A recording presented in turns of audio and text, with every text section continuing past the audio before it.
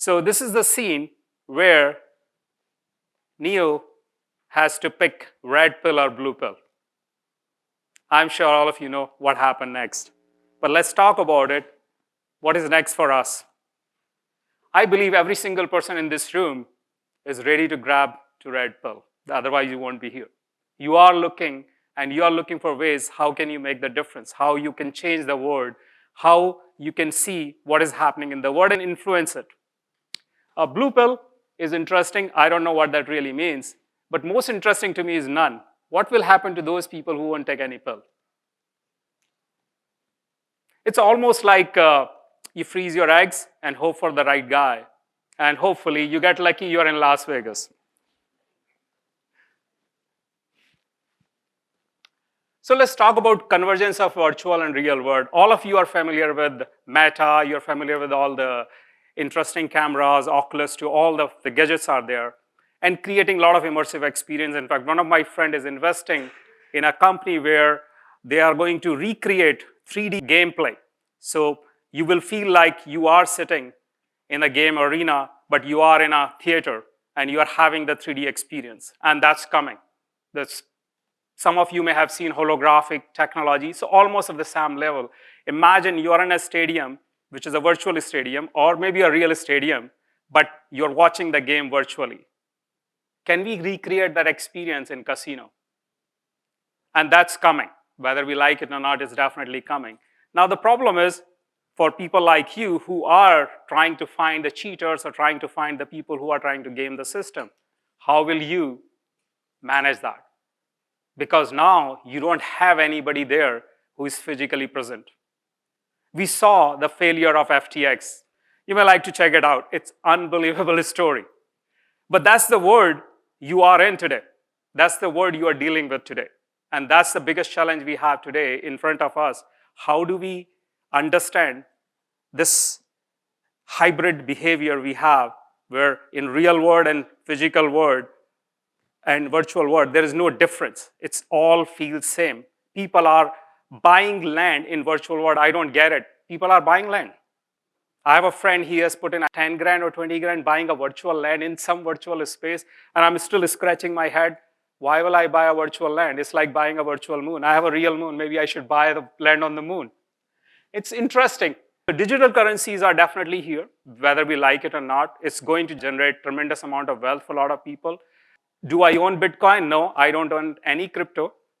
And I don't understand it. But is it going to be here? I believe so. That's the big challenge.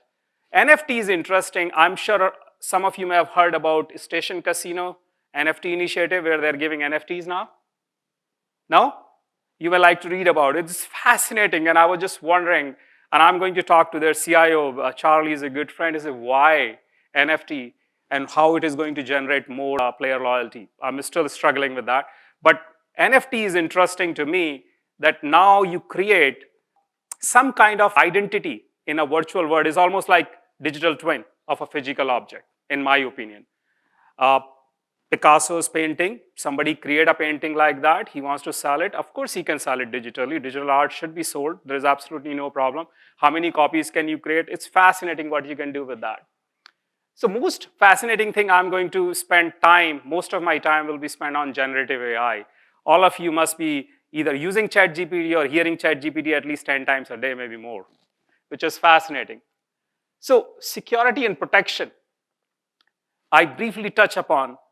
It's changing dramatically now. You cannot think of your life just looking at the players and figuring it out what the heck is going on. You have to adopt technology. You have to think how these two words, virtual and real, will play, because there are a lot of things, especially esports are becoming big in your industry. It's a fascinating industry, but at the same time, it's changing and creating a lot more challenges for all of you in this room. I believe so. So where are we today? So let's see, where are we today? Images. Where was this picture taken? It was taken in a school. How many mirrors are there? At least 2. What's the person standing on? The person is standing on a rug. He's standing on a scale. I think you are right. What is he doing? He is looking at the scale. Where is Obama's foot positioned? On the right side of the scale. What happens as a result? The scale shows a higher weight. because they are growing up with all these technologies. Imagine what you can do today with this technology. This is today, not tomorrow. This is our world right now. I'm not scaring you, but this is a reality. And I'm going to give an interesting example. One of my friends is building a technology. Use RPPG, you can look it up. It's an acronym for a technology where you send some light to your face and it detects, and with that signal, you can detect stress level, heart rate, skin conductance, your temperature. And now we are talking about using AI to even predict if you are pre-diabetic. Imagine the difference it's going to make in our world. We have, if you don't know, almost 1 million people every single year goes through amputation because they are not able to diagnose diabetic at the right time. 1 million people every single year. So the point I'm trying to make it is, yes, we should be scared about what is happening, but at the same time, the difference AI is making and going to make in our life is phenomenal. So, how is our future? But at the same time, experts are split on whether it will bring us to an end or dramatically improve and extend our lives. And in both cases, tiny robots may play a role. Nanorobots have been designed to deal with disease and aging, but we can't build them until we have the atomically accurate manufacturing that AI could allow. Ray Kurzweil believes we'll have this tech by the end of the decade and escape aging in the 2030s. So why I brought this video, it is not related to gaming in any way, but the point is, the biggest difference is we are building machines for longest time. Since the human generation started, we are building tools to make our life better. But now machines are building machines. And that's the biggest difference today. Now imagine a world where machines are building machines. What is going to happen? The lot of problems we will be solving. The biggest problem we'll be solving is our health. Because today, our health is dramatically different. The way we look at the people is very different. All of us are living much better, a healthier life than we used to 20 years ago. And it's going to get better and better. So the biggest difference today is now machine can teach machines, and that brings some interesting phenomena which I want to talk about. So one interesting thing I have noticed, last decade was all about influencer economy, or maybe 2 decades. Facebook fans, Twitter fans, followers, all of that, and we are all becoming a brand, and we are all putting content, TikTok and all of that. But now, the new movement, in my opinion, is going to be, especially because of generative AI, is going to be influenced. Because humans are so predictable. Last year, I talked about movie Focus. If you haven't watched it, it's a fascinating movie, you must watch it, where how you can easily influence humans. So imagine when people are sitting at their home and they're getting the information which is generated by a computer. You can make them pro-gun or against gun. You can make them pro-abortion or against the abortion. And to me, I think nothing is black and white. It is the context. Context is the challenge, and context is missing. So how do we work together and create this context so anything doesn't go out of that context? Because if it is outside the context, it's wrong. For example, if you are on the front line and you're shooting an enemy, it's completely okay. But shooting somebody on a parking lot is completely against us, against all the principles we stand for, or humanity stand for. Another thing I want to talk about is the big thing I'm hearing a trend is purpose. If you talk to the next generation, the first word I hear from my kids, and I'm sure your kids say the same thing, what is the purpose of doing it? They use purpose word as if it's just purpose is everything. But reality is that's the next generation we are dealing with. So how do we create a better environment where this purpose is really part, left, right, and center of what we do? So 3 things I would like to leave you with, especially when we talk about AI, is think of it is going to be influenced economy, not influencer economy anymore. Because these kind of videos can be generated by generative AI now. So we will be influenced, our kids will be influenced, players will be influenced. Your marketing department, I'm sure, is investing millions of dollars in creating these kind of videos using generative AI today. I guarantee you that. If not, they should be. because you can influence players. Now you know what kind of video you should push to what kind of player, what kind of ad. So every single ad is going to be personalized very, very soon. It was happening for last decade. We think that, oh, we are so unpredictable, we are so different. No, we are very predictable, but with generative AI, it's even becoming worse. Context is everything, so we have to understand the context of the situation, and that's going to be this year's, or I'll say this decade, big thing. What is the context? In what context this is right, what context this is wrong? Earlier, somebody was talking about how players are cheating. So we need to understand the context. How do you change the context, and how do you break that paradigm, basically? So what do we know now? Well, we don't have a choice, so we have to accept this hybrid reality where the players are moving from one space to other space. You will see players playing some of your table games, and at the same time, they will go to their room playing some games they are playing today, but the experience will be far more immersive than today. And the challenge is going to be for casinos, how do you differentiate and reward and continue to engage these players? Because you still want real. We still want real food. We don't want to live on pills, like red pills, right? We still wanted to enjoy that steak or whatever the food you like. I believe there will be virtual reality casinos very soon. There are a lot of innovation happening. A lot of people are working on it. That's definitely going to happen. AR games will be very interesting. I'm sure all of you know about Pokemon Go, how successful it is, and how it is easy to do it. Social gaming. And the big question is, what are we doing about the casino security? That's the topic of today. I'm sure all of you guys have a lot of ideas. You're working on it. If not, you can ask ChatGPT, what should you be doing? So I'll talk a little bit about, this word is used a lot. What is LLM? Because that's the biggest difference, they say. We are using AI for longest time. It's not AI is new. AI is around since 1956, as I've been told. I was not born, so I have no idea, but I assume they're right. LLM is large language model.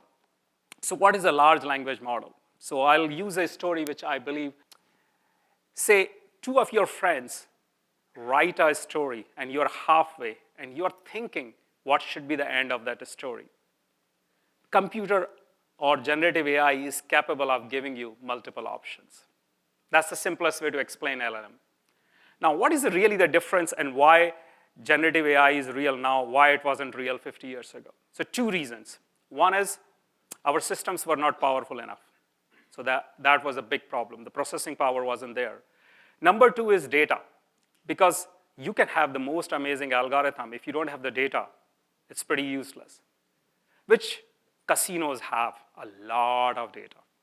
You have tons of data. You have people like her. She was talking about how people cheat, how people do things. Imagine if you can bring all that data, train these models, what can you do with that? And it's not only for using that only for finding the bad actors. I believe you can use that to even improve player experience. And that, I believe, is far more important than really just finding these bad actors. The other thing I want to talk about it is, what is the state of generative AI? All of you may have heard about ChatGPT passing the law, bar test. No? I'm surprised. So it's fascinating. ChatGPT today can pass bar exam. So what is next? And interestingly enough is, I'm from an institute called IIT.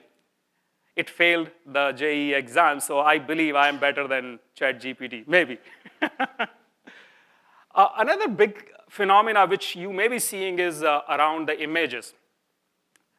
So DALL-E, diffusion, Midjourney, it's fascinating. If you remember my first slide and two robots playing on a table, I generated that with Midjourney in less than 10 seconds. It's my image. I don't know. It's questionable who has the copyright for that. But I generated it. Now imagine each one of you can be Picasso now. Each one of you can create a virtual game. Each one of you can do a lot of fascinating things. So how will we do with that energy we'll have? How will we do with that power we have today? And that's a question I have for myself too. Where are we going from here? Video is fascinating, and I'll give you an example of a company which is one of my favorite company called View Studios. View Studios started 3 years ago in COVID time. They were into production, And of course, COVID, nobody was giving them business. They say, oh, why don't we create these video studios? So they build a beautiful, big, giant digital wall. You can check it out on the Greer Street. They have a beautiful studio. Mel Gibson was shooting there last couple of months ago. Tom Cruise is looking at for his next movie. And I said, that's great, that's fascinating. And last week I went to their office and I said, guys, this is amazing. You're such an amazing story. In 3 years, you build it from like those stupid green screens to now you have an environment where I can shot, see different angle. If I don't like the background, I can change it and see with a different background, different tree, different animal, or whatever the heck I'm doing. And he said, Sanjiv, you have no idea. I said, what? I said, haven't you heard about ChatGPT? I said, what do you mean by that? He says, this generative AI has changed everything. So now I don't even need these LEDs. I can have any background, I can shoot the screen, and then I still can create an immersive experience with any background you want. And that's the technology they are working today. In 2-3 years, it is going to be real, maybe sooner. What difference it will make in our lives, I don't know, but that's fascinating. Just imagine a Mel Gibson shooting his movie at his home. And you may be at your home, and you are creating a scene, no green screen, nothing, computer does everything for you. Of course, it will bring the production cost down, but will I be watching Mel Gibson, or I'll put myself in that movie and create that movie? That's an interesting question for me, or all of us. Well, I'm not going to go over everything here, but as you can imagine, there are more than 220 ChatGPTs today being funded with multi-billion-dollar. I'm an investor in 2 of those, but fascinating thing is we are still figuring it out. And that kind of amazes me. It kind of takes me back to a few hundred years ago when the Columbus was looking for India and he landed in America. That's the kind of world we are. We don't know where are we going. We are looking for a new horizon. We are looking for a new world. We don't know what is that even, but we are just figuring it out. So there are more than 200 companies today getting funding. You can look at General Intelligence, which is the most scary for everyone. Elon Musk talk about it all the time. Peter Thiel talk about it all the time, that how it is going to influence. I'll give you another example. 3 months ago, I was speaking in Davos. And I met some people from Estonia, government official. I start talking to them. And I said, okay, what are you doing with ChatGPT? I thought they must be writing something. He says, Sanjiv, you have no idea. I said, what are we doing? He says, we are using ChatGPT to analyze all our policies and the new policies we are going to make. Imagine the power. Human cannot do that. Human cannot connect that many data points at one place. And that is really the problem technology like generative AI are solving. So I have a quick video.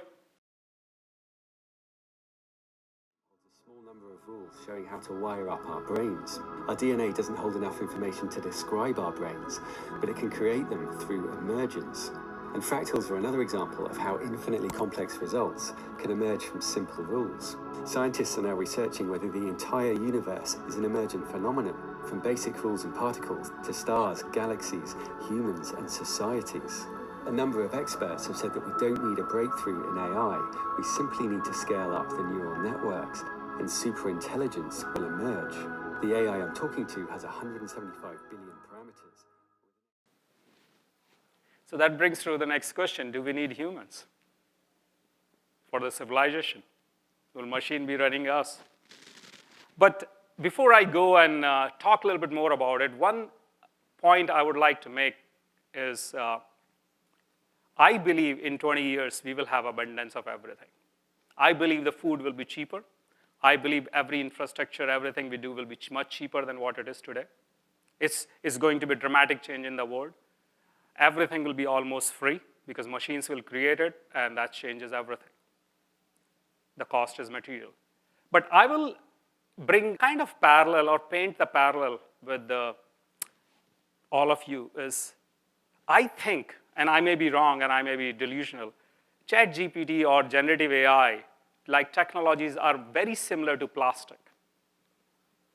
Every single thing today, some way or other way, is use plastic.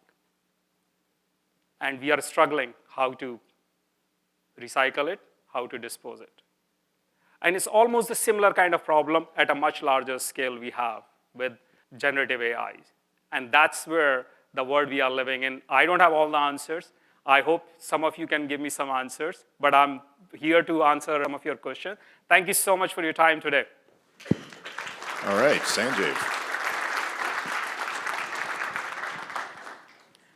Anybody has any question for me? Sanjiv, back here. Yes, sir.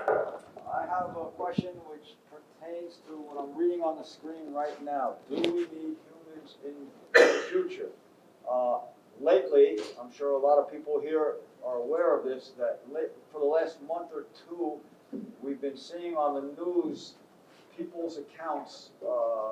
I believe Musk said it, and some other people have said it, that it's going too far. That AI is, do we need to put the brakes on it at some time? I'm just curious, as to what's your take on, because you're saying that, do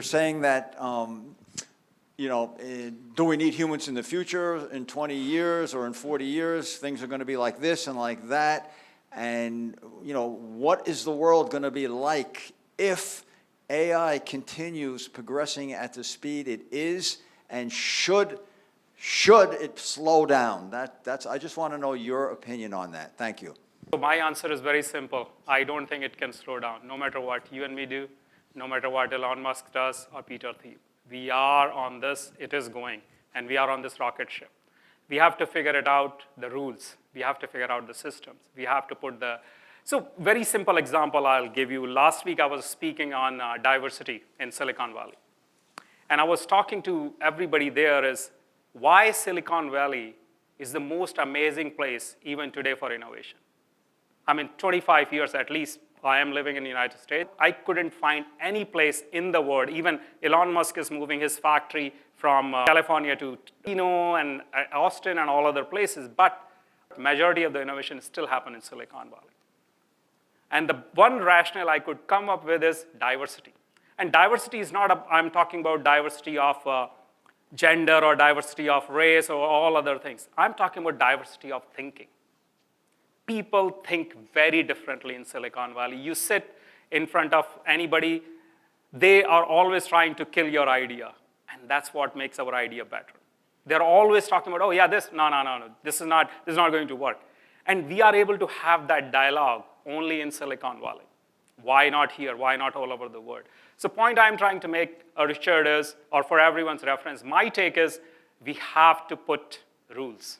We have to find ways, how do we manage it? We can't stop it, and we should not. Imagine what it can do for us. The abundance will come with this is phenomenal. But at the same time, if we don't control it, just like plastic, it's going to take over the world. Thank you. Wow. Thank you very much, everyone. Thank you, Sanjiv.